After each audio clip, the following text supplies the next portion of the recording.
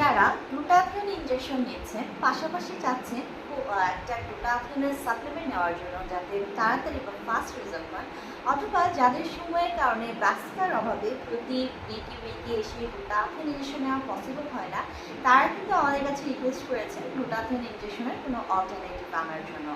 অথবা যাদের রয়েছে ইনজেকশন ফোবিয়া, যারা ইনজেকশন প্রসিডিউরটিকে অনেক বেশি হার্ডফুল পেইনফুল মনে করেন, তাদের জন্য কিন্তু গ্লুটাথিয়নের ডায়েটারি সাপ্লিমেন্ট একটি অল্টারনেটিভ সলিউশন।